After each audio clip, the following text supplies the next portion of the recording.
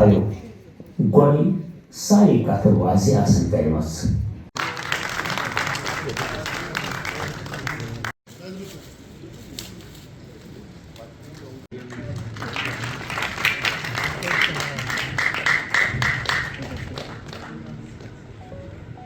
سب سے پہلے آپ کا شکریہ. کتاب بہت اچھی رہی. کتاب کا جو افتتاحی تقریب رہی بہت اچھی رہی. ابھی کتاب پڑھنے سے تعلق رکھتی ہے. ڈاکٹر رفیق مسعودی صاحب کی کتاب منظر عام پر آئی ہے.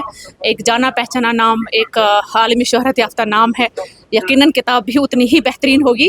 تو کتاب کا اندازہ ہم انشاءاللہ پڑھ کے بتا دیں گے آپ کو کیسی ہے، لیکن یہ یقیناً کہہ سکتے ہیں کہ جس طرح ان کی اس سے پہلے کی کتابیں رہی ہیں جنہوں نے اثرات چھوڑے ہیں اپنے قاری پر، یہ بھی مؤثر اس حساب سے ثابت ہوگی.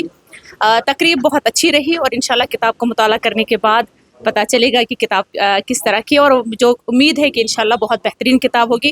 ادبی دنیا میں ایک پیش بہا اضافہ ہے اور اس اضافے کے لیے ہم ڈاکٹر رفیق مسعودی صاحب کو مبارکباد کہتے ہیں. آج کی جو یہ رونمائی ہو رہی ہے، اس کا انعقاد مجلس النساء سوپور نے کیا ہے، جموں کشمیر سوپور نے کیا ہے، اور اس کا جو اس کی شراکت ہے یا جو اس کی جو رہنمائی ہے، سرپرستی ہے، وہ ادبی مرکز کا امراض کی ہے. اور یہ میرا دوسرا شعری مجموعہ ہے. میں غزل کا شاعر نہیں ہوں، میں نظم کا شاعر ہوں، اور مجھ سے غزل نہیں بنتی ہے، مجھ سے نظم ہی بنتی ہے.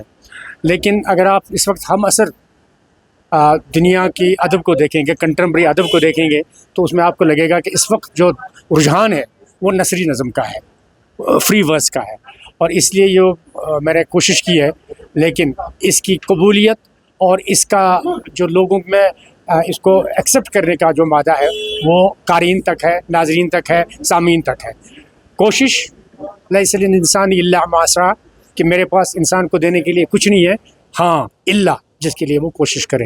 میری کوشش اور قبولیت آپ کی، سامعین کی، قارئین کی. لیکن اس میں جو اسلوب ہے، ڈکشن ہے، فارمیٹ ہے، that is totally different than what is there. میں نے کوشش کی ہے، مجھے لگتا ہے کہ انشاءاللہ اس کی قبولیت ہوگی سماج.